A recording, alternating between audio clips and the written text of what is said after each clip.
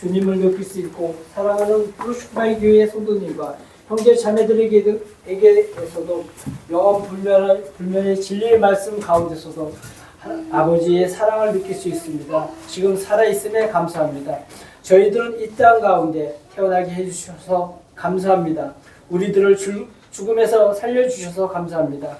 희망과 소망을 품고 살게 하심에 감사합니다. 사랑스러운 자녀들과 함께 누리며 함께 나누며 살아갈 수 있음에 감사합니다. 모든 호흡 있는 자들이 감사와 사랑을 받기에 합당하시는 아버지를 아버지 관계로 허락하심에 감사드립니다. 오늘 이 말씀이 큰 샘물이 터지는 것이 아니라 작은 샘물이 흘러나와 잔잔하게 우리들의 마음을 살리며 오늘을 누리며 살게 하는 축복의 말씀이 되게 하옵소서. 한 주간도 잔잔히 흘러나오는 은혜의 복을 누리는 삶이 되시기를 기원하며 예수님의 이름으로 기도드립니다. 아멘.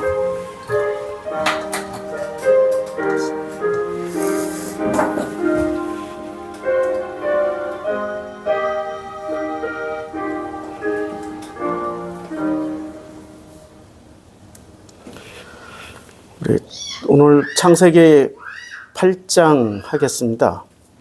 8장 오늘 제목이 특이한데요. 모범생과 괴돼지입니다. 창세기 모범생과 괴돼지. 제 어린 시절을 생각을 해보니까 저는 학교에서 가르쳐준 대로 그것만 신뢰하고 살았어요. 학교에서 가르쳐준 게 사실이에요. 진화론을 가르쳐줬으면 진화론이 사실이어서 진화론 시험 문제 나오면 진화론에다 동그라미 쳤어요. 그리고 교회에서 가르쳐준 것만 믿었어요. 근데 교회에서는 창조론을 가르쳐줬어요. 그래서 갈등이 시작됐어요. 진화론이 맞냐 창조론이 맞냐. 근데 저는 교회가 가르쳐준 대로 동그라미를 안 치고 진화론에다 동그라미를 쳤습니다.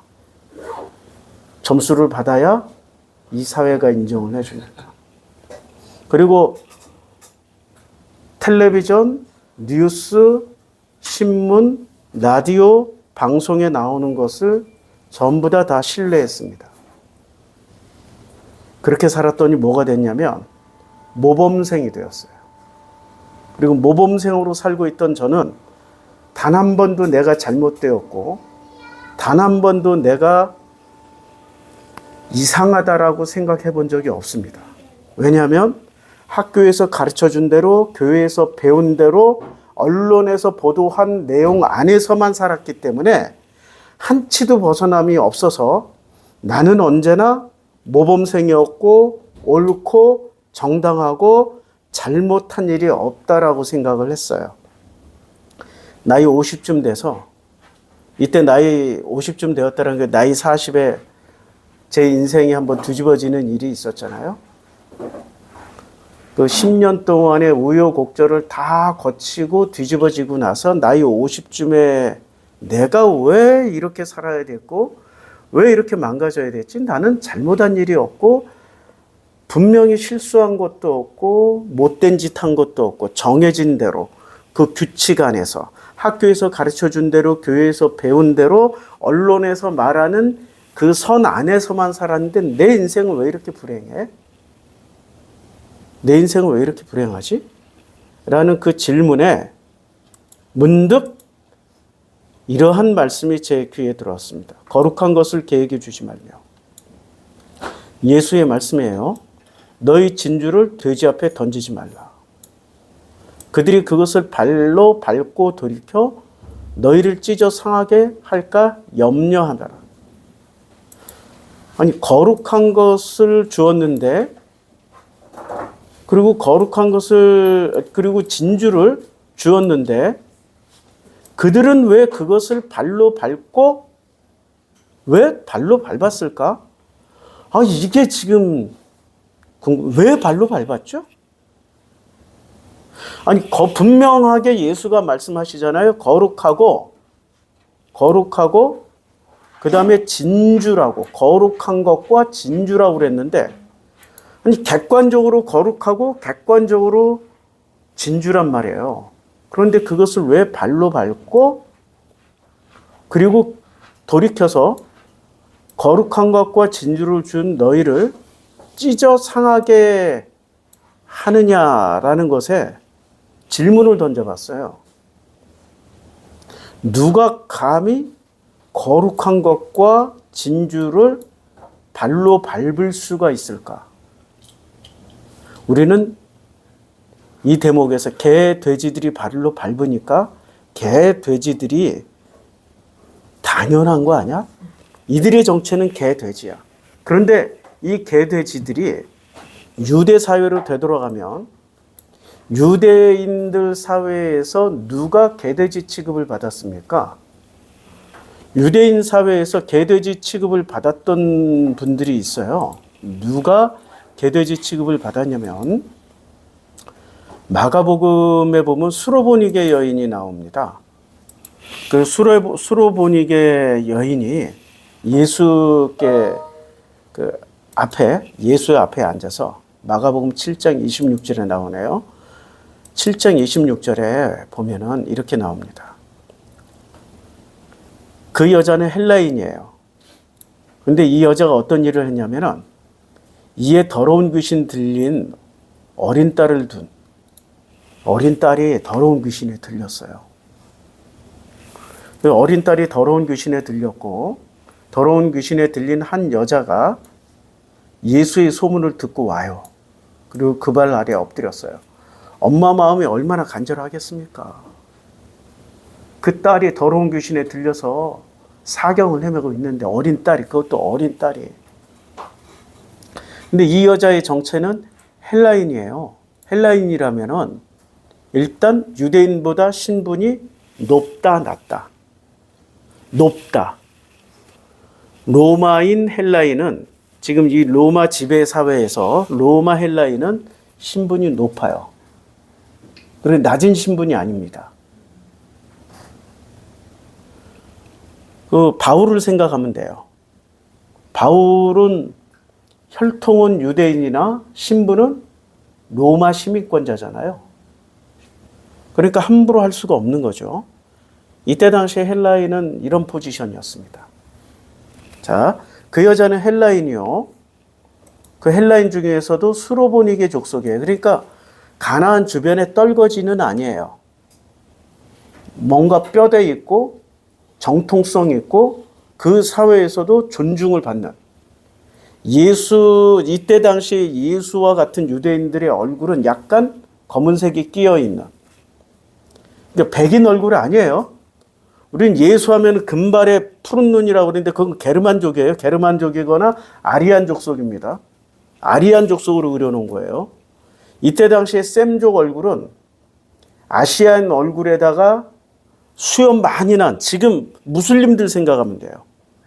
그들이 피부가 하얗지가 않잖아요. 그러니까 피부색에서도 벌써 차이가 나는 거예요. 그 여자는 헬라인이요. 수로보니게 족속이에요. 수로보니게 족속이라는 것을 낮게 보면 안 돼요. 근데 자기 딸에게서 귀신을 쫓아내주기를 간구하고 있어요. 안 해봤겠어요? 여기저기 다니면서 뭐 약도 써보고 다 해봤겠죠. 근데 안 되는 거 어떻게 해? 그러니까 예수의 소문을 듣고 예수를 찾아온 거예요. 예수께서 이르시되 야, 자녀로 먼저 배불리 먹게 할지니 자녀의 떡을 취하여 개들에게 던짐이 마땅치 아니하다. 그럼 여기서 자녀가 등장하고 개가 등장해요. 그럼 누가 자녀예요? 지금 여기서 말할 때 자녀가 누구예요? 여기서 말할 때 자녀는 어떤 족속이냐면 자녀는 이스라엘이야. 왜 이스라엘인지 아시죠? 아니 우리 성경 읽으면 아브라함의 하나님, 이삭의 하나님, 야곱의 하나님 이렇게 되잖아요. 그리고 4대 만에 너 때문에 다시 이 땅으로 돌아와야 돼. 4대. 그러면 4대를 100년이 한 대는 아니에요. 100년, 200년, 300년, 400년이 한 대는 아니에요. 30년이 한 대야. 한 세대. 그러니까 4대라는 말과 400년이라는 말은 전혀 어울리지 않아요. 그렇죠? 그리고 사자가 들어갔어. 사자라는 말은 광야 40년, 예수의 그 광야에서의 40일. 오늘 이제 사자 공부할 거예요. 이 사자라는 말은 훈련 기간이야. 성경에서 이 사자라는 말이 들어가면 훈련이야, 훈련. 그럼 이 4대는 뭘 품고 있냐면 훈련이라는 내용을 품고 있어요. 근데 이 4대가 누구냐? 1세대 아브라함, 2세대 이삭, 3세대 야곱, 그 다음에 4세대가 누구예요? 이스라엘이에요. 야곱의 자녀, 아들들 이스라엘. 그래서 아브라함의 하나님, 이삭의 하나님, 야곱의 하나님, 이스라엘의 하나님이라고 별도로 불러요. 왜 아브라함의 하나님이라고 별도로 부르냐면 아브라함의 대전제는 뭐예요? 12장 1절이에요. 본토 친척 아비집을 떠나야 돼. 근데 아브라함이 본토 친척 아비집을 떠났어요. 떠나서 좌우지간 자이든 타이든 뭐 아버지 데라에 의해서든 떠났어요. 떠나고 나서 그게 75세, 76세쯤 떠났잖아요. 76세가 맞나? 이게 숫자 가지고 따지지 마세요. 제가 나이 먹으니까 이제 숫자가 막 뒤에 엉켜, 머릿속에서. 그냥 정확한 거는 성경 찾아서 확인하시고 저한테 그거 틀렸어요. 그거 하나 가지고 몽땅 다 틀렸어요. 그런 일반화의 오류를 저지르지 마세요. 숫자 틀릴 수 있어요. 가끔 나는 내 나이도 헷갈릴 때가 있어. 그러니까 아브라함이 76세에 떠나가지고 본토 친척 아비집을 진짜로 완전히 떠날 때가 몇 살쯤 됐을까요? 몇 년 후에 떠났을까요? 굉장히 오랜 시간 걸렸어요. 본토 친척 아비집을 떠날 때 그때가 바로 이삭을 제물로 바치는 그 순간에 본토 친척 아비집을 떠났구나라고 하나님이 인정해줘요. 그러니까 본토 친척 아비집을 떠날 때 비로소 아브라함을 떠나게 하신 하나님, 그리고 그 떠난 여정 가운데서 아브라함을 본토 친척 아비집으로부터 완전히 빼내게 하신 하나님, 그 하나님이 비로소 아브라함의 하나님이 된 거예요. 그래서 아브라함의 하나님이야. 그러면 이삭은 언제부터 이삭의 하나님이 됐냐? 제물로 바쳐질 때. 그러면 제물로 바쳐질 때가 이삭이 나이가 꽤 먹었어요. 어린아이가 아니에요. 무거운 장작을 지고 올라갈 정도야. 청년이거나 나이 3, 40대쯤 됐을 거야.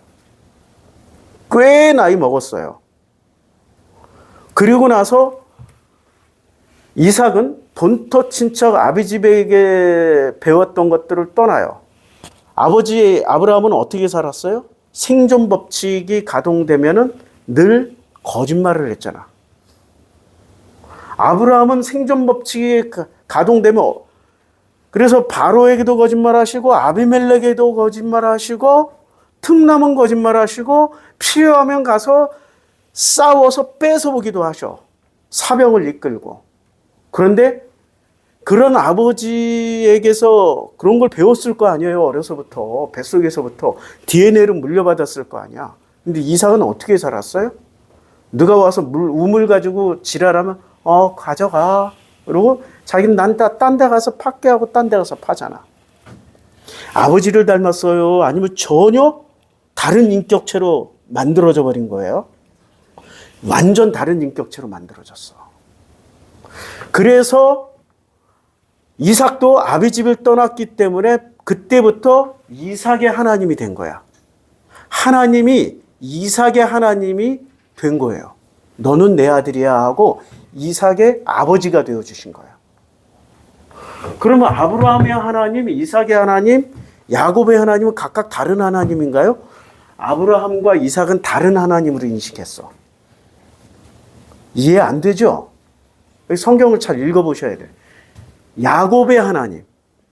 야곱은 진짜 오랜 시간 걸렸어.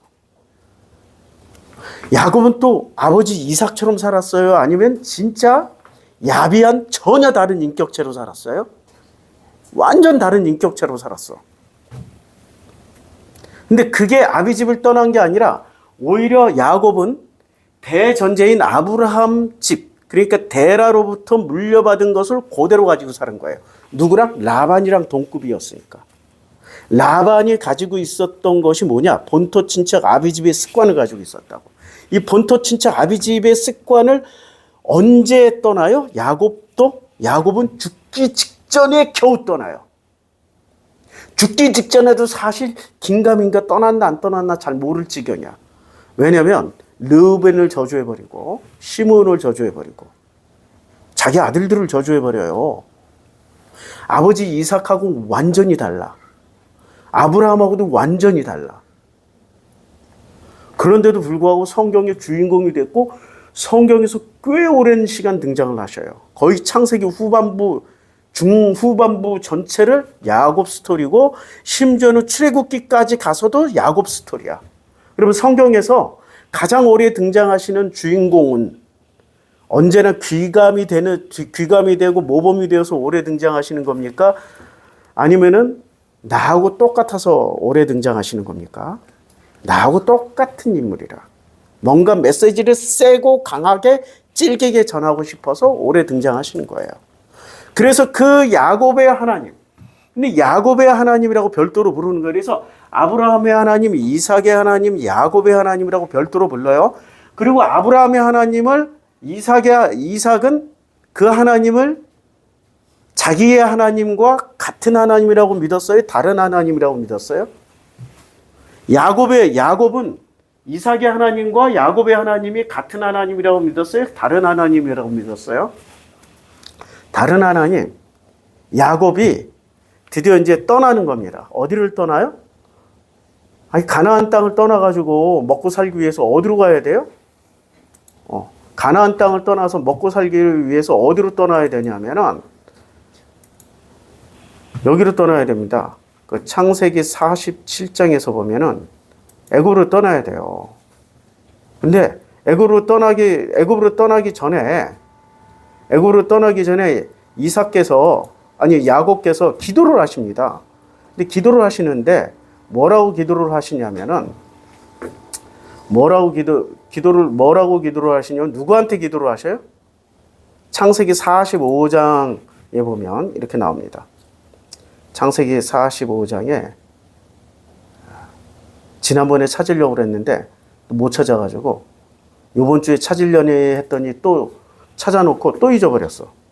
큰일 났네. 그 밤에 이스라엘의 이삭의 하나님, 여기 나왔네. 46장 1절에. 이스라엘의 모든 소유를 이끌고 이스라엘에. 그러니까 야곱 이름이 두 가지죠. 야곱 이름이 뭐예요? 야곱하고 이스라엘이야. 그래, 야곱의 하나님 때 야곱이 제대로 만났을까? 우리는 늘 그거 수수께끼를 가져야 돼. 그래서 야곱과 이스라엘 하나님을 동시한데 이스라엘도 4대예요. 이스라엘의 모든 소유를 이끌고 떠나 브엘세바에 이르러서 그의 아버지 이삭의 하나님께 희생 제사를 드려요. 그러면 이때까지만 해도 야곱은 자기의 하나님을 만난 거예요? 아니면 이삭의 하나님만 믿고 사는 거예요? 확실히 다르죠? 확실히 달라요. 그러면 야곱은 이미 창세기 27장이나 그 이후부터 야곱에게 특별히 역사하신 하나님이 있어요. 사다리를 타고 오르락내리락 하시는 하나님, 밤새 씨름하셨던 하나님, 야곱에게 직접 말씀하셨던 그런 하나님이 있는데 그 하나님에게 제사를 안 드리고 누구한테 지금 희생 제사를 드려요? 그러니까 자기에게 역사하신 하나님은 이름은 똑같은데 내용물이 다르다니까? 이제 이해하셔요?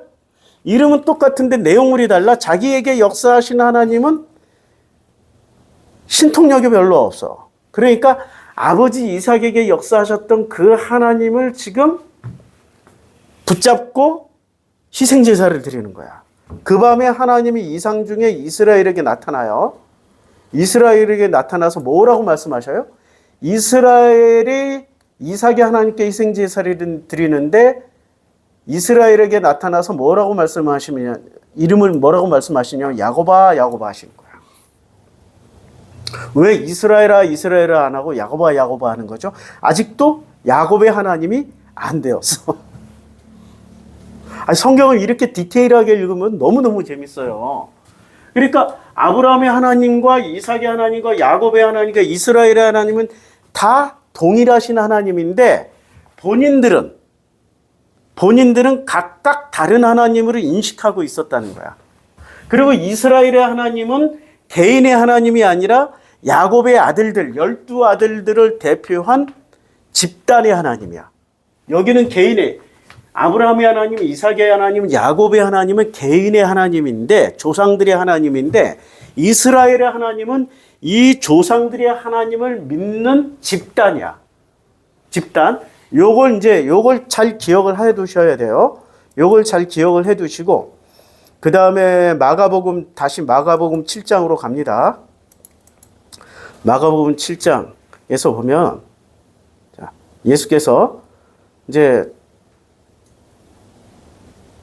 말씀하셔요. 자녀로 먼저 배불리 먹게 할지니. 자, 그럼 자녀가 누구예요? 이스라엘이죠. 그럼 왜 이스라엘을 먼저 배불리 먹여야 돼요? 그럼 먹여야 된다라는 게, 이 먹인다라는 게 떡을 먹이는 거예요? 아니면은 복음을 먹인다는 말이에요? 복음이라고 지금. 여자가 구하러 온 게 밥을 구하러 온 거예요? 자기 딸 병 낫기를 구하러 온 거예요? 그러니까 여기서 먹을 것 얘기가 아니라 복음 얘기를 하는 거라고. 복음. 그치요? 근데 예수는 왜 이스라엘을 자기 자녀에게 먼저 복음을 먹여야 된다고 얘기를 하는 거예요? 복음이 있으면은 안 먹여도 되죠? 아니, 자기 자녀 이스라엘이 복음을 알고 있으면 안 먹여도 되잖아. 복음이 있다는 얘기야, 없다는 얘기야? 없다는 얘기야. 자녀는 복음이 없다. 그리고 복음에 반응을 한다, 안 한다? 반응을 안 한다. 아니, 지금 우리는 이스라엘을 뭐라고 생각해요? 지금 기독교인들은 이스라엘은 뭐라고 생각하냐면 모범생이라고 생각한다고. 모범생. 맞죠? 이제까지 이스라엘은 언제나 번복이 표준 모델, 모범생, 이스라엘처럼만 살면 출세하고 복받고 돈 받고 성공하고 이 지구상의 모든 돈을 다 움켜쥐고 쥐락펴락한다. 이렇게 믿고 있죠. 누가요? 한국교회 교인들이. 그러니까 아니 그 광장에 나가서 태극기만 흔들면 좋은데 왜 꼭 이스라엘기도 같이 흔드냐고. 성적이 이스라엘기를 막 이렇게. 응? 나도 곧 있으면 70대가 되는데 그분들 보면 아이고 무릎 아파라. 70대 포즈가 나와. 젊은이들처럼 이렇게 안 하고 70대 포즈가 다리 오다리 해가지고 이렇게 같이 흔들어. 아유 참. 그분들은 뭐가 그렇게 불행한지 센 놈한테 붙으려고. 불안하니까 센 놈 불러서 센 편에 붙으려고 그런 거 아니에요. 불안하니까. 그분들 심리는 너무너무 불안한 거야. 불안하니까 센 놈, 센 거, 강한 놈, 눈에 보이는 성공한 놈들에게 붙으려고 하는 거예요. 근데 그거 아세요? 이분들이 사실은 이스라엘의 모범생으로 살았지만 그들이 개돼지였다라는 거. 자, 자녀로 먼저 배불리 먹게 할지니 자녀의 떡을 취하여 개들에게 던짐이 마땅치 아니하다. 자녀의 떡을 취하여 개들에게 던짐이 마땅치 아니하다. 그럼 여기서 개는 누구예요? 헬라 여인, 수로보니게 여인이야. 그러니까 자, 개돼지. 그러면 예수를 누가 죽여요? 모범생이 죽여요? 개돼지가 죽여요? 모범생이 죽이잖아. 그러면 예수가 지금 말씀하실 때 자녀의 포지션, 이 이스라엘의 포지션이 실제로는 뭐예요? 주었더니 짓밟고 함부로 하는 거야. 마태복음 7장에서 7장 6절에서 말씀하고 있잖아요.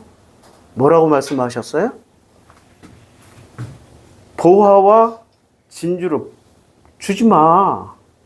그들은 짓밟고 물어뜯어. 그럼 누가 짓밟고 누가 물어뜯었어요? 모범생 이스라엘이 짓밟고 물어뜯은 거야. 그러면 이들이 모범생이었는데 짓밟고 물어뜯어요. 모범생들이었는데 짓밟고 물어뜯는데 죄의 의식이라는 게 있습니까? 없습니까? 지금도 없어. 지금도. 왜 없지? 왜 없지? 분명히 그들이 짓밟고 물어뜯고 함부로 했는데 왜 죄의식이 아직도 눈꼽만치도 없지? 모범생으로 살았기 때문에. 저도 죄의식이 없었어요. 어떤 건 죄의식이 무지 많았어요. 거짓말.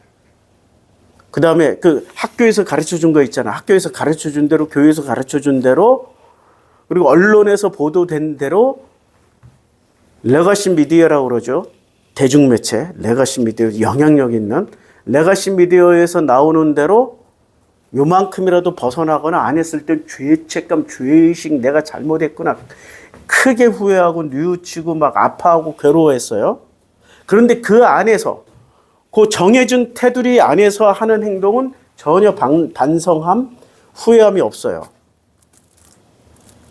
내가 옳으니까. 내가 나이 40까지는 어떤 생각을 했냐면 손님은 왕이다.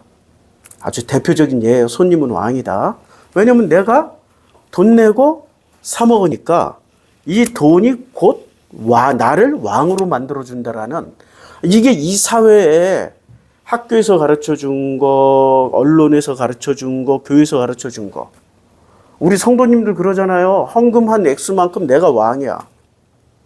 교회에서 헌금 제일 많이 하는 사람은 말빨도 제일 세요. 왕이니까. 안 그래요? 교회 전체 예산의 절반을 헌금을 하는 사람이 있어봐. 목사가 세요? 그 사람이 세요? 당연한 거 아니에요? 나도 그런 생각이 있었다고. 그래서 식당에 가서 제일 불쾌한 게 뭐냐면, 아니 내가 내 돈 내고 왕 대접을 받아야 되는데 왕 대접을 못 받는 거야. 물컵을 턱 놔두는 뭐 이러면, 그리고 와서 불쾌한 표정 짓고 그러면 그때부터 내 속에서부터 올라오는 게 있어. 감히 왕을 무시해. 근데 표정은 어때요? 세상에서 제일 착한 사람, 모범생. 속으로는 판단정제다. 그리고 음식에 이만한 돈에 이만한 퀄리티가 안 되면 이게 또 올라오기 시작해. 내가 이 돈 내고 이 정도 먹으러 왔나? 아니 이런 막 분노가 올라오는 거예요. 그때는 내가 왜 그런지를 몰랐어. 근데 나중에 알고 봤더니, 나중에 나이 50 넘어서 깨달았더니 모범생들이 저지르는 분노야. 나는 할 것 다 했는데 내가 할 것 다 한 만큼 그만큼 나를 대접을 안 해줘? 인정을 안 해? 함부로 해? 이러면 이제 분노가 올라오기 시작하는 거죠. 이게 모범생들의 분노예요. 근데 그 분노도 막 함부로 막 표출하지 않아. 아주 매너 있고 우아하게 뒤통수 까는 걸로. 그렇게 분노를 표출하고 살았기 때문에 만약에 개, 돼지들처럼 왕 짖고 막 물어뜯고 하면은 나는 뭐가 되어 있겠어요? 모범생의 개, 돼지예요. 근데 어떻게 비판하고 어떻게 까요? 우아하게, 멋지게.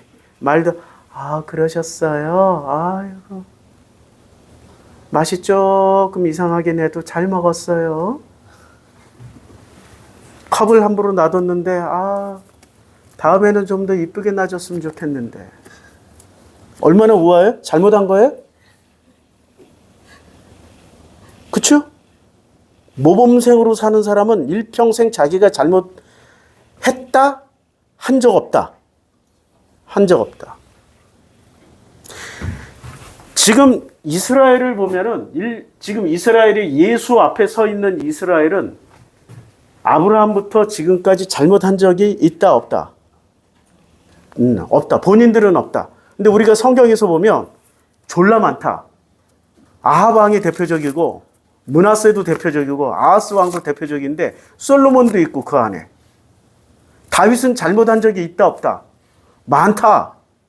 우리아의 아내 밧세바와 결혼을 했다라고 아예 마태복음은 못을 박았어. 우리아의 아내와 결혼을 한 거야. 남의 아내와 결혼을 했어. 십계명이 뭐라고 그래? 내 이웃의 아내를 탐하지 말라고 그랬는데 십계명을 제일 먼저 어긴 놈이야. 당당하게 어긴 놈이야. 그러니까 아니 생각해 보니까 다윗이 십계명을 어겼는데 어떻게 하나님이 내 종 다윗만한 종이 없다? 모범생을 벗어난 거야. 누가? 다윗이 모범생을 벗어나서 개, 돼지로 확 전락해버리니까 하나님이 어떻게 했어요? 거꾸로 화가 나죠.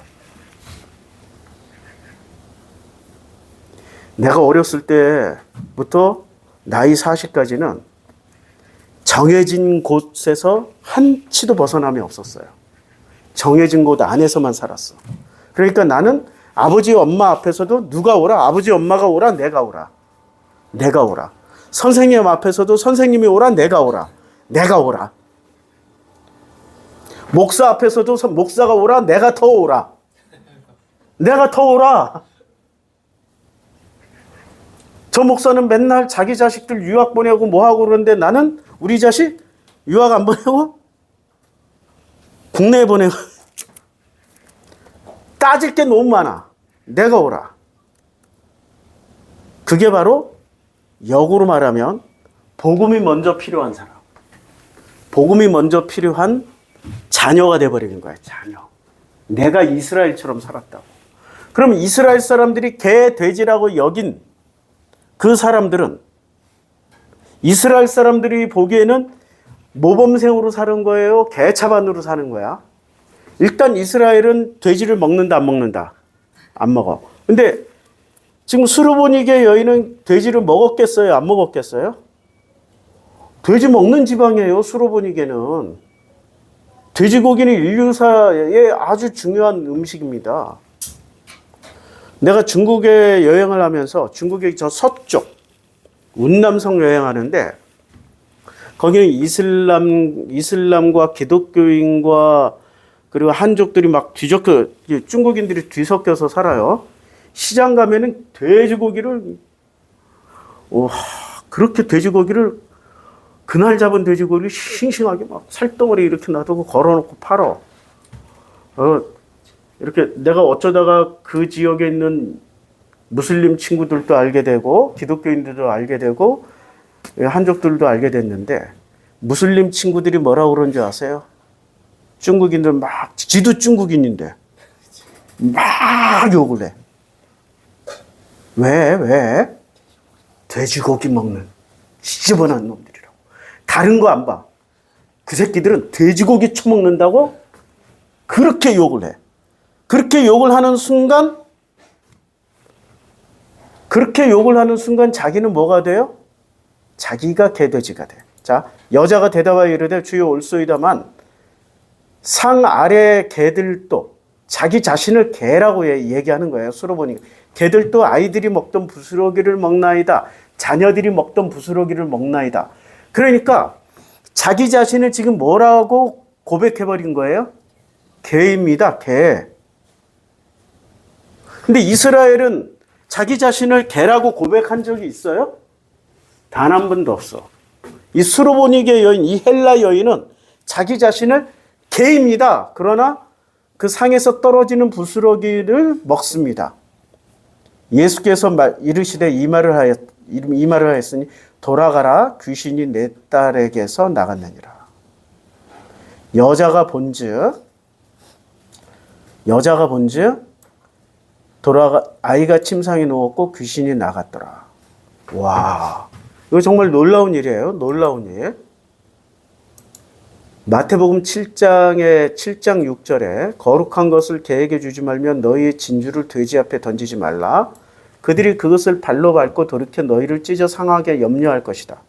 이렇게 말씀하시는 대전제는 뭐냐면 비판을 받지 아니하려거든 비판하지 말라.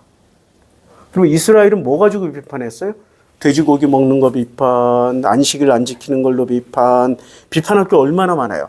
그들은 어렸을 때부터 시나고가 학교에서 배우고 부모한테 배우고 본토 친척 애비집에서 배운 대로만 사는 애들이잖아. 유대인들은, 이스라엘 사람들은 그 배운 대로 살다 보니까 자기네들끼리는 비판할 게 없어. 그런데 자기네들 밖으로 한 눈만 이렇게 돌리면은 전부 다 뭐로 보여? 개, 돼지로 보여. 돼지고기 처먹는다. 저거 봐라. 닭발도 처먹는다. 먹지만 비늘 없는 장어도 먹고 미꾸라지도 처먹는다. 지금 레위기 규정, 출애굽기 규정에 보면 먹지 말라고 한 게 무지하게 많아요. 돼지고기만 안 먹어서 되는 게 아니야. 엄청 많아. 그거 가지고 저거 봐라, 저것들 안식일 안 지키는 거니까 저거 다 개돼지야, 개돼지. 뭐라고 판단 정죄하고 있어요? 그거를 비판을 받지 아니하라거든 비판하지 말라라고 예수가 대전제에서 말씀하신 결과물이 뭐냐면 거룩한 것을 개에게 주지 말며 너희 진주를 돼지 앞에 던지지 마라. 자, 계속 읽어볼게요. 너희가 비판하는 그 비판으로 너희가 비판을 받을 것이요 너희가 헤아리는 그 헤아림으로 너희가 헤아림을 받을 것이니라. 어찌하여 형제의 눈 속에 있는 티는 보고 내 눈 속에 있는 들보는 보지 못하느냐. 누가 형제야 여기서? 너희들이 개, 돼지라고 욕했던 그들이 형제야. 그럼 같은 자녀야 예수는. 예수는 왜 수르보니게 여인의 딸을 고쳐주셨을까요? 개, 돼지면 고쳐줘야 돼요? 말아야 돼요? 안 고쳐줘야 되지? 같은 자녀이기 때문에. 근데 같은 자녀지만 우선순위가 지금 이스라엘에 더 필요한 거야? 헬라인들에게 더 필요했던 거야? 우선순위가 이스라엘에게 더 필요했던 거지. 왜? 누가 더 개, 돼지가 돼 있어? 이스라엘이 더 개, 돼지가 되어 있기 때문에. 그러니까 4세대 만에 다시 가나안 땅으로 돌아와야 돼. 그러니까 지금 이스라엘 백성들은 지금 가나안 땅에 들어간 거야? 못 들어간 거야? 사는 곳은 가나안 땅 지금 살고 있는데 그 마음은 가나안 땅 들어갔어? 못 들어갔어? 못 들어갔어. 그러니까 아직도 이스라엘이야. 아직도 이스라엘이라고. 이해가 돼요? 이거 이해하셔야 돼 지금. 그들의 나의 하나님이 안 돼 있다고. 이스라엘 전체가 나의 하나님이 안 돼 있어. 이름은 엘라힘 엘리 막 맨날 이러고 부르고 거룩하게 부르고 지랄 연병들을 떠들고 있는데 그들에게 진짜 하나님이 그들의 하나님이 그들에게 진짜 하나님이 되어 있는 거예요? 아직도 다른 놈이 하나님이 되어 있는 거야? 옛날부터 이스라엘의 하나님은 옛날부터 이름은 하나님이었는데 이름은 여호와고 이름은 엘로힘 여호와 엘로힘이었는데 실제 내용물은 어떤 새끼였어요? 바알, 아세라, 아세돗 몰렉이었다고. 옛날부터 지금까지. 그들이 지금 추구하고 있는 게 몰렉의 돈을 추구하고 있는 거 아니야. 바알의 권력을 추구하고 있고. 그 결과물이 지금 이스라엘 아니에요. 한 번도 한치도 벗어난 적이 없어. 그리고 이름은 뭐라고 불러요? 엘로힘 여호와 엘로힘 아바 이리 지랄 연병들을 떨어 있게. 얼마나 거룩하게 부르려. 야, 걔네들 뭐 하면은 뭐 얼마나 거룩. 이제 여호와라는 이름만 나오면 엘로힘이라면 지금도 길바닥에 우연히 이제 내가 목사라고 엘로힘이라고 얘기하면 가다가 길바닥에 거룩한 유대인들 팍 엎드려. 감히 그 이름 앞에 머리를 들 수 없다고. 그러면 그들이 거룩해요? 거룩해져요? 그들이 이스라엘의 진짜 하나님을 만나서 사는 거예요? 그 이름을 왜 그렇게 거룩하고 소중하게 여겨야 돼요? 자기들에게 뭐를 주기 때문에? 바알이 약속한 거, 몰렉이 약속한 거, 아세라가 약속한 거. 그들이 지금 하고 있는 짓을 보면은 아직도 하고 있는 짓을 보면서도 깨닫지 못하셔요? 그들이 그들이에요. 믿음의 눈으로 보지 말고 현실의 눈으로 보시라고. 우리나라 언론에는 단 한 줄도 보도가 안 되죠. 트위터에서 가자 한번 쳐보세요. 가자 지구 전쟁. 얼마나 많은 잔인한 일들이 일어나고 있는지. 겨우 이란이 쏜 미사일 몇 대 떨어졌다고 막 민가에 폭격했다느니 어쨌다느니 난리를 치고 있잖아요. 병원을 폭격할 수. 걔들은 수시로 병원 폭격하고 수시로 민간인 50만 명 이상 죽었어요 지금. 그들 인구가 불과 얼마 안 되는데 인구의 4분의 1을 학살을 했어요. 인종 청소 중이야. 가자에 그 사람들이 인종 청소 중이라고. 누가요? 이스라엘이. 그리고 그들은 죄책감이 요만큼이라도 있습니까? 왜요? 모범생으로 살고 있기 때문에. 모범생이 개돼지다. 이제 제목을 바꿔야 돼. 모범생과 개돼지가 아니라 누가 개돼지냐? 모범생이 개돼지다.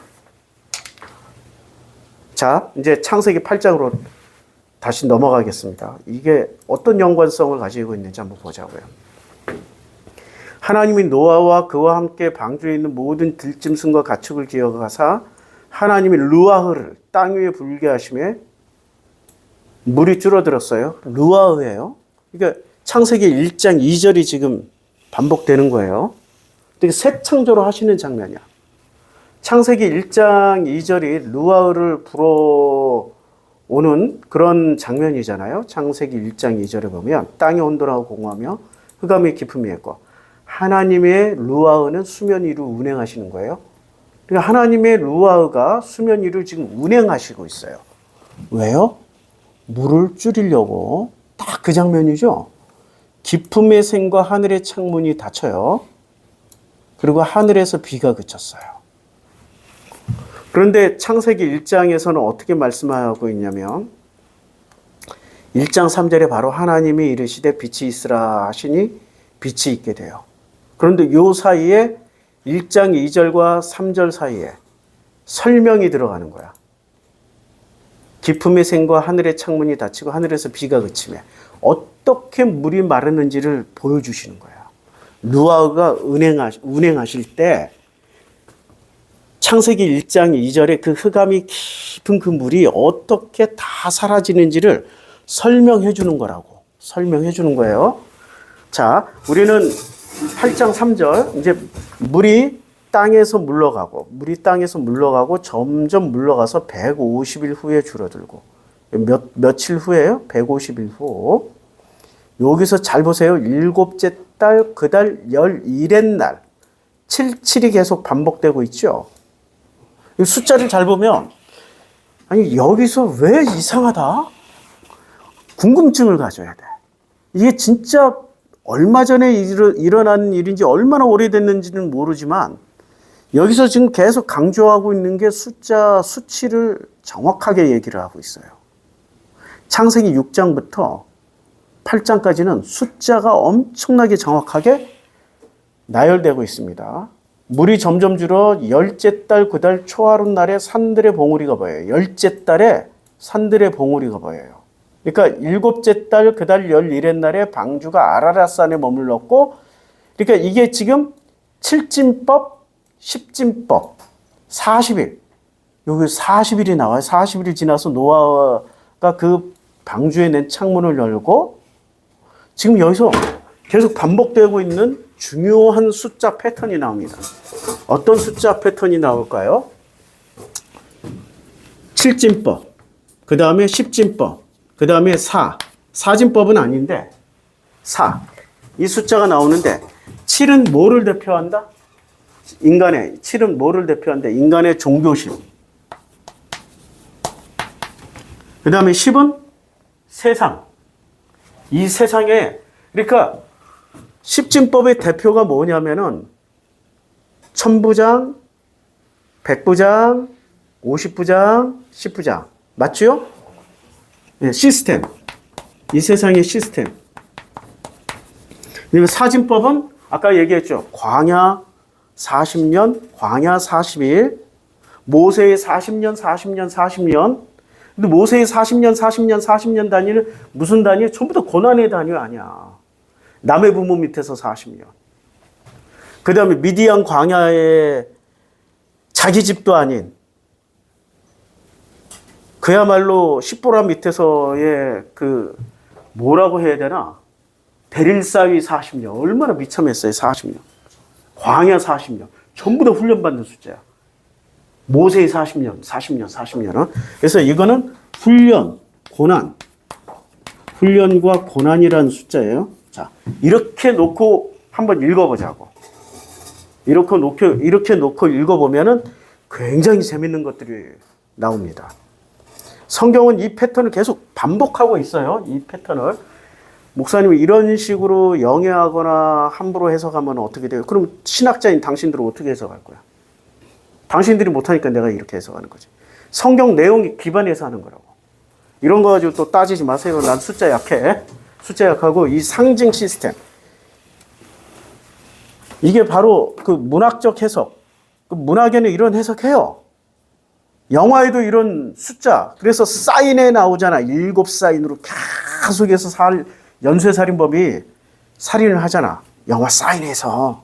유명한 영화잖아. 브래드 피트 나오고, 뭐, 유명한 영화 있잖아요. 이 범죄자들도 사인을 이용한다고. 이런 패턴, 숫자, 은유, 상징을 이용을 해요. 그게 이 세상은 상징으로 이루어졌기 때문에. 이걸 다 풀어서 쓰면 성경책이 66권이 아니라 6만 6천 권이 될지 어떻게 알아. 자, 7째 날. 그러니까 물이 땅에서 물러가고 점점 물러가서 150일 후에.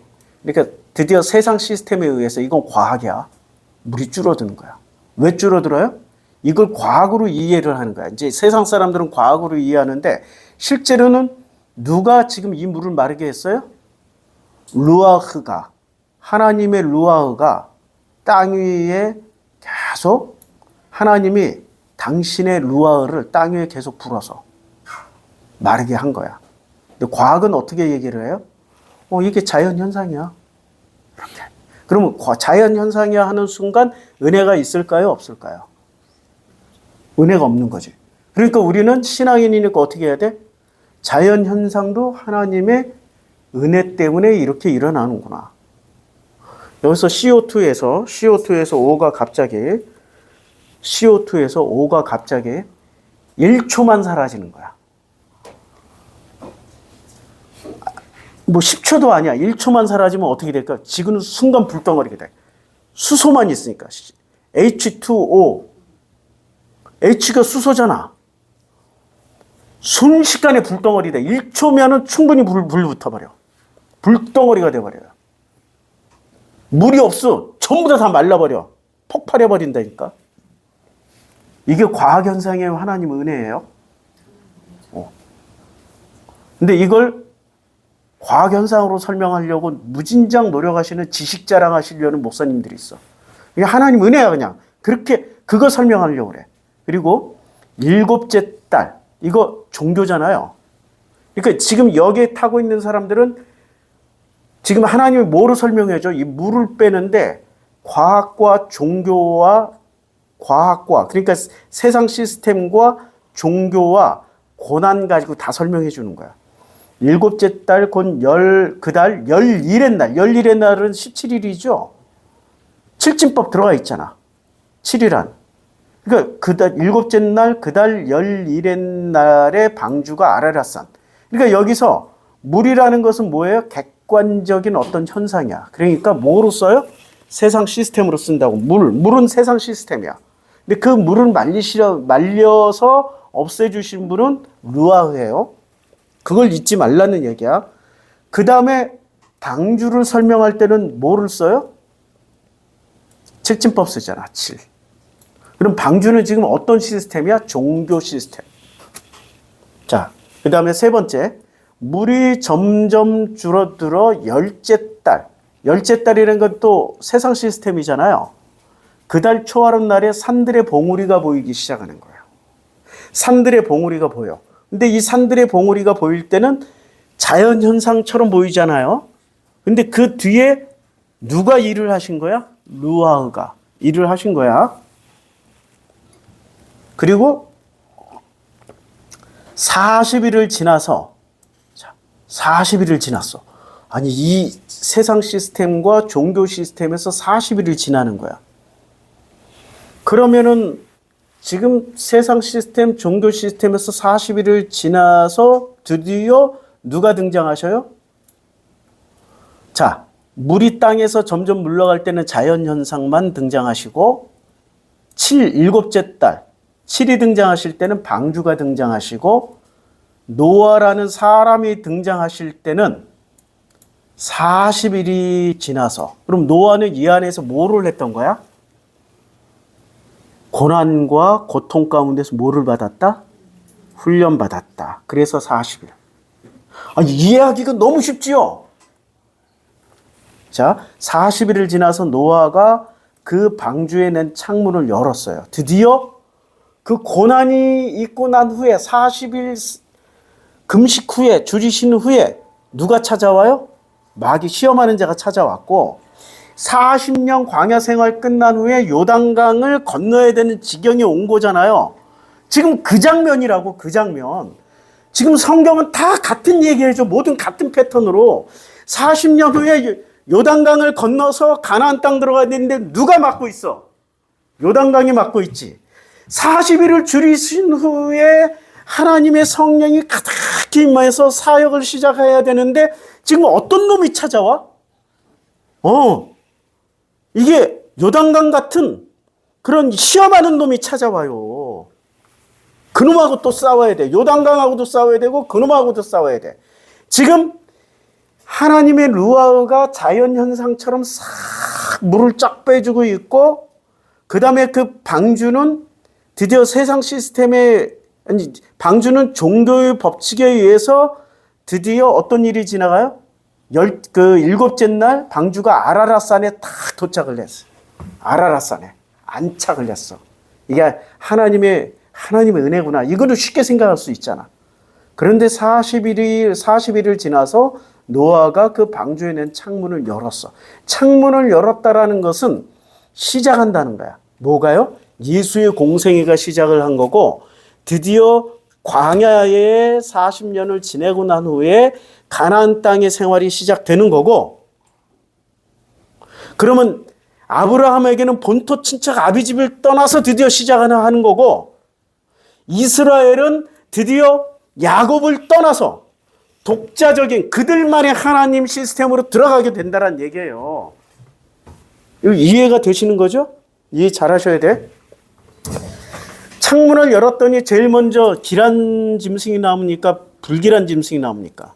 까마귀를 내놓아요. 예, 까마귀를 내놓으니까 까마귀가 물이 땅에서 마르기까지 날아 왕래했어요. 여기에 대해서 뭐 여러 가지 해석들을 하죠. 뭐 어떤 까마귀는 고기를 처먹느라고 안 들어오고 뭐 어쩌고 저쩌고 상상력 다 가미해서. 여기서 핵심은 까마귀가 고기 처먹는지 안 처먹는지 어떻게 알아? 까마귀가 안 들어오니까 못 나가는 거야. 까마귀가 안 돌아오니까. 그리고 1년 동안 사람이 물속에 불어있고 짐승들이 물속에 1년 동안 잠겨 있으면 그게 지금 몇 달째라고 그 사람들이 그 원형을 유지했겠어요? 그냥 다 분해가 돼가지고 다 섞여 있겠어요? 그러니까 목사들이 상상력이 과학이 없어, 과학이. 이게 이 세상 과학 시스템을 잘 몰라. 상상력이야. 일부만 알고 일부는 몰라. 전체를 모른다고. 까마귀가 물에 여기서 말하고자 하는 것은 까마귀가 지금 되돌아오지 마르기까지 왕래하였다. 계속 왕래. 되돌아오지 않은 게 아니에요. 뭐를 했어요? 갔다 왔다 하는 거야 그냥. 근데 어떤 목사님들은 안 돌아왔다라고. 내가 처음 들었던 설교는. 나도 그걸로 가진이 돼 있어. 한 번 들으면 처음 들은 게 나같이 이 모범생들은 한 번 들으면 그게 표준이 돼버려. 잘 가르쳐야 돼. 그래서 주일학교 선생님들 잘 가르쳐야 돼. 마르기까지 나라 왕래했어요. 자, 불길한 것이. 그가 또 비둘기를 내놓아 지면에서 물이 줄어드는지 알고자 하매 온 지면에 물이 있으므로 비둘기가 발붙일 곳을 찾지 못하고 방주로 돌아와 그에게로 오는지라 그가 손을 내밀어 방주한 자기에게로 받아들였어요. 비둘기까지 내놨더니 이 비둘기, 그러니까 예수가 세례받고 올라오실 때 성령이 어떤 모습처럼 내려왔다고 그랬어요? 비둘기처럼 내려왔다고 그랬죠. 비둘기처럼. 그리고 박장로교 아시죠? 박장로교 상징은 뭐예요? 비둘기가 감람나무 잎 물고 오는 거잖아. 비둘기가. 여기 지금 8장은 굉장히 많은 상징이 들어가 있어요. 자, 까마귀가 모범생처럼 보입니까? 비둘기가 모범생처럼 보입니까? 비둘기가 모범생처럼 보이죠? 까마귀는 예수에 따르면 이제 신약 성경으로 개돼지로 보이는 거죠. 비둘기를 내놓으니까 물이 있어서 비둘기가 발붙일 곳을 찾지 못하고 방주로 돌아와 그에게 돌아오는지라 그렇죠? 그러니까 까마귀가 계속 왕래는 누가 더 많이 했어요? 까마귀를 내놓으면 까마귀가 물의 땅에서 마르기까지 계속 거듭 왕래하는 거야. 얼마나 피곤해 죽겠어. 비둘기가 앉을 자리가 없으면 까마귀도 앉을 자리가 없는 거예요. 누가 죽도록 노동하는 거야. 지금 여기서 까마귀야 비둘기야. 일은 까마귀가 다 하고 비둘기가 칭찬은 다 받는다. 심지어는 박장로교의 십자가 대신 거는 종교 상징이 된다. 위대한 존경을 받는다. 이게 지금 비둘기예요. 까마귀는 억울한 거지. 지금 억울한 거야. 많이 억울해. 근데 이 까마귀가 결정적으로 구약 성경에 한번 크게 쓰임 받으십니다. 엘리야가 먹을 것이 없을 때 누가 물어다 줘요? 그러면 실제 까마귀가 불길한 새예요? 아니면 하나님의 일을 정말로 열심히 왕래 계속 왔다 이러면서 일을 하는 새예요? 까마귀가 지금 성경에서 까마귀는 그렇게 악한 존재로 안 쓰여져요. 근데 모양이 시커멓고 이렇게 망토처럼 탁 감고 사탄이처럼 보이잖아. 근데 비둘기는 언제나 선한 상징으로 쓰이잖아요. 예. 자, 또 계속 읽어보자고요. 또 7일을 기다려요. 7일을 기다린다라는 것은 이게 세상 시스템으로 기다리는 거예요? 안에서 종교 행위를 하면서 기다리고 있는 중이에요? 종교 행위를 하면서 40, 지금 계속 종교 행위 자체가 고난이야. 왜 고난이에요? 기쁨이어야 되는데. 왜 고난이고, 왜 고난이 될까? 왜 기쁨이 안 되고? 생각을 해봐요. 이 주식이 오르라고 계속 기도하고 있는데 안 올라. 계속 오르게 해주시라고 제발 좀 오르게. 그러면 안 오르면 어떻게 돼? 소가지에서 뭐가 올라와요? 네가 하나님이야? 응? 네가 하나님이야? 왜 안 들어주는 거야? 지금 그 장면이라고. 하나님께 거룩과 경건으로 드리는 게 아니라 소가지에서 왜 물이 안 빠지는 게 물이 안 빠지지 이러고 있는 거야 지금. 아시겠어요? 이 안에서 벌어지고 있는 일들이 우리가 생각하는 그렇게 거룩하고 아름다운 순간이 아니야. 우리랑 똑같아. 우리랑 답답해. 몇 시간도 못 기다릴 형편이야. 지금 1년 가까이를 있으니까 죽을 지경이야 그냥. 그 내부는 지금 난리가 아니야. 난리가 아니야. 그 안에서는 사람이 이 지경이면 그 짐승들은 어떻게 하겠어요? 빨리 나가자고 아우성 치고 맨날 데모하고 악쓰고 음식 줘도 안 처먹고 거부한다. 빨리 문 열어다. 막 이러고 지랄들 연병하고 데모하고 난리 났을 거 아니야. 왜 그렇게 생각을 안 해? 성경을 해도 오직 모든 것이 하나님이 만들어 놓은 그대로 순종 100% 순종 이러고만 간다라고 생각을 해? 성경을 나랑 분리해서 그래. 나한테 이 장면에 집어넣고 있어보라고 그러면 있을 수 있겠어요?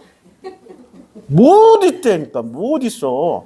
그냥 까마귀는 그냥 까마귀처럼 확 날아갔다 안 돌아오고 확 그냥 도망가 버렸으면 좋겠는데 까마귀는 성실하게 왕래하고 있어요. 어떤 놈이 자 다시 비둘기를 방주에서 내려놔요. 또 7일을 기다리며 저녁 때에 비둘기가 그에게로 돌아왔는데 그 입에 감람나무 새 잎사귀가 있는지라 이에 노아가 땅에 물이 줄어든 줄 알았어. 줄어들었던 거지 완전히 다 마른 거 아니에요. 그래서 또 7일을 기다려. 얼마나 막 그냥 답답하고 저거 이거 스테이블 코인 주식 사놨는데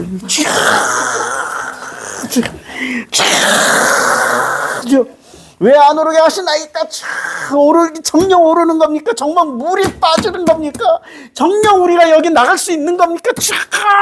막 이러고 있는 거 아니에요 지금. 7일을 반복하면 반복할수록 감사가 나오는 거예요. 지금 원망과 이게 조급함이 터져 나오는 거예요. 그래서 4라는 숫자를 쓰는 거야. 이게 훈련이라고. 그래서 40일 만에 또 물이 빠져서 이렇게 아라라산에 정착하고 숫자를 이렇게 쓰는 거라고 다시. 40일을 지나 노아가 그 방주에 낸 창문을 여는 거야. 이게 고난이라고. 끝나면 좋은데 과정 중에 있는 거야. 그리고 어둠이 깊어질수록 새벽은 밝아오잖아요. 그러니까 밝음이 오기 직전에 가장 어둠이 깊은 거야. 이렇게 이게 7일 계속 반복을 하는 거는 너무너무 고통스러운 장면이야, 지금.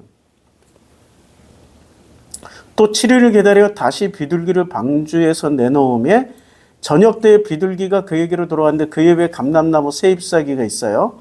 노아가 땅에 물이 줄어든 줄을 알았으며 또 7일을 기다려. 야, 7일이 지금 몇 번 반복되는 거예요. 이제 이 조급함 아시겠죠? 그러니까 우리는 방주안이 천국이고 구원의 자리고 그런 소리 하지 마, 좀 제발 좀. 이런 자리라고. 방주라는 것은 만사형통 소원 성취하는 자리가 아니라 훈련받는 자리다. 철저하게 훈련받는 자리다. 방주에 우린 타고 있는 거야, 안 타고 있는 거야? 이런 관점에서 보면 타고 있는 거야. 지금 우리 인생 자체가 방주야. 우리 인생 자체가 방주고 7과 4와 10이 계속 돌아가고 있어. 학교에서 배운 거, 언론에서 배운 거, 교회에서 배운 거 계속 되돌아가면서 이렇게 저렇게 지들끼리 치고받고 싸우고 있는 중이에요, 지금. 601년 첫째 달. 여기서 6이 드디어. 왜 6이 등장했을까요? 7일째 직전이, 안식일 직전이 뭐가 돼요? 모든 것을 다 창조하시고 안식하신 이라가 7일째. 7일 바로 직전이 지금 뭐야? 6이잖아. 창세기 1장을 반복해주고 있는 거죠. 이제 감 잡으셨어요? 그럼 창세기 1장에서 나오는 첫째 날, 둘째 날, 셋째 날, 넷째 날, 다섯째 날, 여섯째 날까지는 어떤 상태가 돼? 또 7일을 기다리고, 또 7일을 기다리고, 또 7일을 기다리고, 또 7일을 몇 번 기다리는 거야? 6번을 기다리는 거야. 그래야 7째 날 안식을 맞이한다고. 쉽게 와요? 쉽게 안 온다니까. 그거 기다릴 수 있겠어요? 못 기다리지. 우리 교회에서 오늘 김양호 성도님 지금 1년 만에 오셨나 2년 만에 오셨나 얼굴 보니까 너무 반가워서 막 형제가 와서 그냥 껴안았어. 이야, 브로맨스가 이루어졌어. 왜 그렇게 반가웠을까 나도 생각을 했어요. 떠나는 사람인데 돌아오는 사람이 없잖아. 근데 또 다시 돌아왔잖아. 얼마나 반가워. 그게 777로 계속 그런 마음으로 보여주는 거야. 그걸 못 기다리는 거야, 지금. 여기가 방주라면 777을 못 기다려. 물이 마르는데 차라리 물이 찰랑찰랑해가지고 계속 차 있으면 왜 그래? 포기해. 주식이 한 90% 떨어져 봐. 포기해. 근데 이제 많이 하고 막 수익을 내려고 그래. 찰랑찰랑찰랑. 10% 올라갔다, 20% 올라갔다. 그러면 어떻게 돼? 이제 막 떨어지기 시작해. 10%, 20% 막 와! 더 불안해져, 그때부터. 내가 카카오페이 사라고 대부분 다 10% 이내에서 다 팔았더라. 얼마나 내가 마음이 상하든지.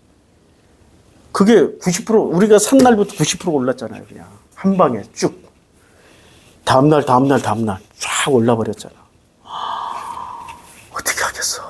내가 여기서 직선타를 날리면 저 양반, 우리 여기 있는 분들 말고요. 우리 주식 공부하시는 삼내에서 내가 그 자리에서 앉아가지고 이거 여기서 사라고. 그래가지고 6,000원부터 6,100원 사이에 몰빵했어, 그냥. 다 팔아. 이거 몰빵으로.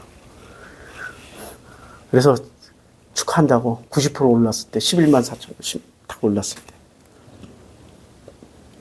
다 팔았는데요. 왜요? 아니 뭐 일이 있어가지고 나갈 때 얼마에 3%에 걸었어요.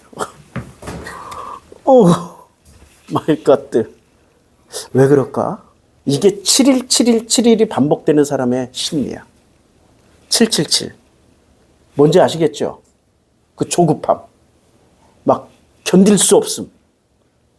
이런 거. 그러니까 600일. 그러니까 600일이라는 것은 6이라는 숫자는 777이 어떤 정도냐면 최고조로 지금 압축이 되어 있는 거야. 폭발 직전이야.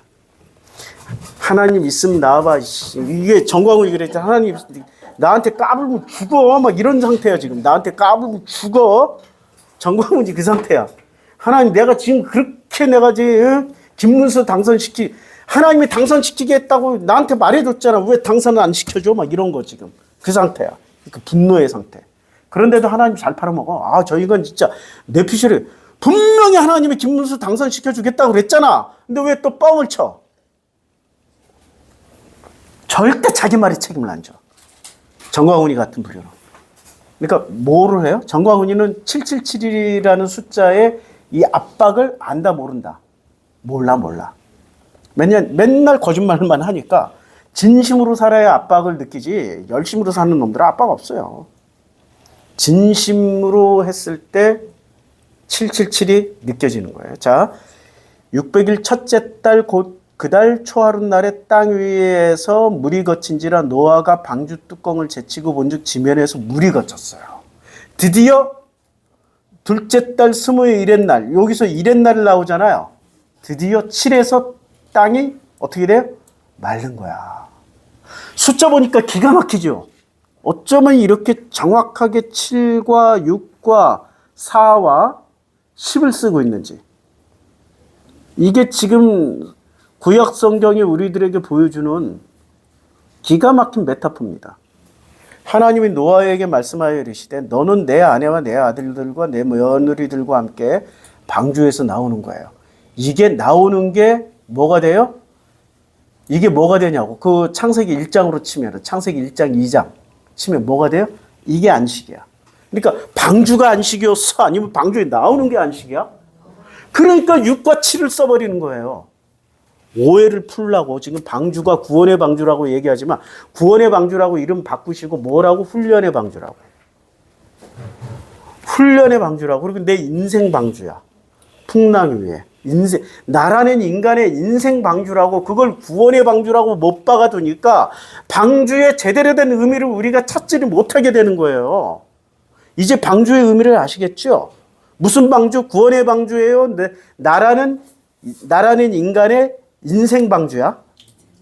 인생 방주야. 나의 삶의 방주라고. 그 삶의 방주는 키가 있어요, 없어요? 배와 방주의 차이. 동력도 없고 키도 없어. 그냥 가는 대로 가는 거야. 그리고 물이 마를 때까지 내가 할 수 있는 게 아무것도 없어. 노아가 계속해서 운행하시면서 물을 말려줘야 내가 안식으로 나올 수 있게 되는 거야. 할렐루야지. 지금 그거 말씀해 주시는 거라고. 자, 17절. 너와 함께한 모든 혈육 있는 생물 곧 새와 가축과 땅에 기는 모든 것. 여기서 함께 있는 모든 짐승들이란 말이에요. 우리는 사람이고 내 옆에는 전부 누가 있어요? 모범생들이. 자, 모범생들이 이스라엘 모범생이죠. 근데 모범생들이 뭐로 나눴어요? 자기네들은 자녀, 나머지는 다른 종족은 헬라인, 개, 돼지. 그러니까 자기들은 사람, 나머지는 짐승. 지금 방주에서 너와 함께한 모든 혈육 있는 생물 곧 새와 가축과 땅에 기는 모든 것을 다 이끌어내라. 그러니까 이 안에서 지금 자기들이 이스라엘이라는 그 큰 운명, 인생을 생각을 해보라고. 자기들 외에는 전부 다 뭐였어요? 방주에 타고 있던 짐승 새끼들이라니까? 근데 얘들은 아직 방주에서 나왔어? 아직 안 나왔다니까. 안식일을 못 누리고 있어. 그러니까 개, 돼지야. 누가 개, 돼지야? 이스라엘의 개, 돼지고, 그리고 방주라는 인생의 배를 타고 가는 나도 사실은 사람이야, 개, 돼지야. 그거 깨달으라고 좀. 그거 깨달으라고. 그러니까 모든 혈육 있는 것들이 나올 때 나와 모범생과 개돼지가 지금 섞여서 몇 년을 살았어? 1년 살았잖아. 그러면 그들하고 친해져야 되는 거죠. 친해져야 되는 거야. 서로 싸우면 누가 이겨요? 사람이 이겨요? 호랑이, 사자, 코끼리, 하마가 이겨요? 여기 타고 있는 것들은 호랑이, 사자, 코끼리, 하마잖아. 누가 이겨? 심지어는 개하고 싸워도 누가 이겨? 개가 이겨, 개가. 개가 칸갈, 세페트, 진돗개만 해도 사람한테 안 져요. 진돗개 한 30kg짜리 정도. 그러면은 성인 남성 100kg하고 싸우면 누가 이겨? 진돗개가 이겨. 사람 못 이겨요. 개돼지가 이긴데, 돼지하고 싸우면 누가 이겨요? 돼지하고 싸우면 돼지가 이겨요. 개돼지가 이겨요. 멧돼지라고 생각을 해봐요. 걔 아들 뿔 달려가지고 한 방 스치고 지나가면 그냥 완전히 이거 부러져요, 부러져. 큰일 나. 싸우지 말아야 돼. 싸우면 누가 손해야? 자기가 손해야. 근데 이스라엘은 지금 치고받고 싸우잖아? 역사 안에서 계속. 누가 손해야? 이제 손해나. 이제 역사가 판가름 해줘요. 노아가 그의 아들들과 그의 아내와 그 며느리들과 함께 나왔어요. 무사히 나온 거야. 그러니까 싸웠다, 안 싸웠다? 최대한 안 싸우려고 노력했다. 근데 그 조급함을 777이 이렇게 압축이 돼서 막 그 조급함이 있을 때 개, 돼지, 호랑이, 사자들 가만히 있었겠어요? 사람보다 더 조급했지. 갸들을 진정시키려면 어떻게 해야 돼? 싹싹 빌기도 하고 눈물 콧물 흘리면서 아부도 하고 별걸 다 했을 거 아니야. 인생 살면서 그런 경험을 해본 사람은 모범생을 벗어난 사람들이라고. 근데 인생 살면서 그런 짓 한 번도 안 하고 아직도 모범생처럼 자기 오름을 가지고 사는 사람은 방주에 나올 자격이 된다, 안 된다? 안 된다. 안 된다. 아직도 이스라엘은 방주에서 못 나왔어. 아직도 못 나온 거야. 근데 우리는 예수 때문에 방주 밖으로 나갈 수가 있다. 할렐루야다, 이게. 이게 할렐루야예요. 땅 위의 동물 곧 모든 짐승과 모든 기는 것과 모든 새도 그 종류대로 방주에서 다 나왔어요. 노아가 여호와께 제단을 쌓고 모든 정결한 짐승과 모든 정결한 새 중에서 제물을 취하여 번제로 제단에 드렸더니, 아니 제물을 취하여 번제로 드릴 때 이 짐승들이 우리는 너무 당연한 거로 생각해. 야, 너 이제 짐승을 이리 와, 번제로 잡을게, 이리 와. 응? 칼 들고 가면은 이것들이 가만히 있겠어요? 아니 소나 돼지들이 가만히 있었겠냐고. 어떻게 해? 격렬하게 저항을 하든지 아니면 순종하든지 둘 중에 하나. 그럼 순종했잖아. 왜 순종한 거야? 노아보다 낫다? 못하다? 노아보다 100배 낫다. 이삭의 포지션이다 지금. 이삭의 포지션이잖아. 칼 들고 아비가 치려고 할 때도 가만히 있었잖아. 짐승들이 오히려 더 빨리 깨닫는다. 더 빨리 거듭나신다. 짐승이라고 함부로 무시하지 마라. 여호와께서 그 향기를 받으시고, 왜 그 향기를 받아요? 아니 예수가 히브리서에서는 제물이잖아. 예수 제물을 왜 받아요? 그가 가장 거룩하고 깨끗하고 순결하시니까. 그러면 이 제물이 나 안 죽을라 하고 버티다가 죽은 제물이야? 그냥 순종하심으로 그냥 가신 제물이야. 왜 이런 디테일을 안 읽어내시냐고. 왜 우리 머릿속에 있는 고정관념으로만 읽으시냐고. 그러면 너는 여기서 노아 패밀리 할래? 바쳐지는 제물 할래? 그렇게 예수 따라갈래요? 예수 따라갈래? 하면서 바쳐지는 제물 하라면 하시겠어요? 절대 안 하지. 그게 우리라니까. 그게 나야. 그러니까 나는 내 정체는 개돼지야. 그런데 하나님의 은혜로 뭐가 된 거야? 자녀 된 거야. 개돼지는 자녀 되고 자녀는 개돼지가 돼버린 거야. 이 비밀을 아셔야 돼. 지금 노아의 방주에서 일어났던 비밀이 이거라고.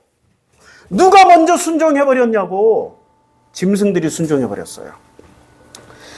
그래서 그 중심에 이르시니, 그러니까 그 제물의 향기를 받으시고 중심에 다시는 사람으로 말미암아. 누구 때문에 땅을 저주해버린 거예요? 짐승 때문에 저주했어요? 사람 때문에 저주했어요? 그러니까 여기서 제일 이상한 놈이 누구야? 이상한 놈, 괴상한 놈, 나쁜 놈, 놈이 누구야 이게? 짐승이야, 사람이야? 사람이라니까. 사람이 선악을 취했지 짐승이 선악을 취한 게 아니라고. 사람이 선악을 취한 거야. 내가 다시는 사람으로 말미암아 땅을 저주하지 아니하리니 이는 사람의 마음이 계획하는 바가 어려서부터 악함이라. 사람은 어떻게 해요? 사람의 마음의 계획은 어려서부터 악한 거야. 와, 그러면 여기서 누구를 구원해 주신 거예요? 사람을 구원해 주신 거예요? 짐승을 구원해 주신 거예요? 누구를 지금 축복해 주시는 거예요? 사람 축복해 주신 거예요? 짐승을 축복해 주신 거예요? 노아와 함께 있었던 짐승들을 다 축복해 주신 거예요. 이야. 관점을 바꾸면 이런 게 보여. 내가 전에 행한 것 같이 모든 생물을 다시 멸하지 아니하리니. 누구를 멸하지 않는 거야? 사람을 멸하지 않는 거야? 지금 생물을 멸하지 않는 거야? 이걸 왜 안 읽어? 왜? 왜 꼭 사람에게 중심을 맞춰? 신기하죠? 그러니까 여기에 타고 있던 짐승들이 아브라함, 이삭, 야곱, 이스라엘 중에 어떤 포지션이야? 지금 짐승들이 이삭 포지션으로 있었던 거야. 아브라함은 누구 포지션? 누구를 설명해 주려고? 아담과 하와. 그 다음에 이삭은 제2창조. 아니, 이렇게 맞아 떨어지잖아. 그 다음에 나오는 이제 창세기 9장부터 시작해서 10장, 11장은 누구 포지션? 야곱 포지션. 그리고 이스라엘이 딱 등장하시잖아요. 성경이 이렇게 무한히 반복돼요. 무한히. 패턴이 반복된다고. 반복. 근데 이 패턴의 반복을 모르고 계속해서 무식하게 읽으면은 성경이 절대 보이지 않는다. 땅이 있을 동안에 심음과 거둠과 추위와 더위와 여름과 겨울과 낮과 밤이 쉬지 아니하리라. 이게 지금 선악 질서의 법칙인데 자연의 법칙이란 말이에요. 여기에 뭐가 지금 덮여진 거예요? 하나님의 은혜가 덮여져야 이게 돌아가. 그래서 루아흐 시작을 뭐로 시작했어요? 창세기 8장의 시작을 바람, 하나님의 루아흐가 땅에 불게 하심에 여기서 시작해가지고 땅이 있을 동안에 심음과 거둠과 추위와 더위와 여름과 겨울과 낮과 밤이 쉬지 아니하자. 쌍괄식이지 이걸. 쌍괄식, 양괄식이라고 그러죠. 하나님의 은혜에서 시작해서 하나님의 은혜로 끝난다. 이 세상은 선악의 법칙대로 움직여지는 것 같지만 하나님의 은혜가 없으면 선악의 법칙 또한 파괴자가 될 수 있다. 이거 얘기하는 거야. 그럼 나라는 인간은 지금 어디에 타고 있는 거야? 나는 하나님의 은혜의 방주에 타고 있는 거야. 그러면 내가 이 방주 안에서 만날 것은 모범생 만나야 돼요? 개돼지 만나야 돼? 개돼지 만나야 돼. 근데 개돼지를 만나서 나중에 방주 밖으로 나왔더니 개돼지가 뭐가 돼? 개돼지가 이삭과 같은 훌륭한 인간이고 내가 지금 뭐가 되는 거야? 개돼지 덕분에 살아난 존재야. 맞잖아. 내가 개돼지 덕분에 살아난 존재가 되는 거라고. 이걸 예수가 와서 설명해 주는데 이스라엘 사람들이 알아듣겠어요? 오히려 개돼지라고 여겼던 이방 사람들이 더 빨리 알아듣겠어요? 이제 이해가 되죠? 그래서 개돼지였던 본인들이 모범생이라고 생각했던 이스라엘은 예수를 짓밟아버린 거고 본인이 개돼지라고 생각했던 이방인들은 예수를 받아들인 거야. 할렐루야. 기도하겠습니다. 아버지 하나님, 이 은혜를 우리들에게 허락해 주셔서 감사합니다. 이 모든 것이 아버지의 은혜 아니면 보지도 듣지도 깨닫지도 느끼지도 못합니다. 아버지의 은혜만이 전부입니다. 이 은혜가 우리의 인생이라는 방주를 지금 타고 가는 내내 그 은혜에 덮여서 살기를 간절히 소원합니다. 예수님의 이름으로 기도드렸습니다. 아멘. 찬송가 301장이요. 찬송가 301장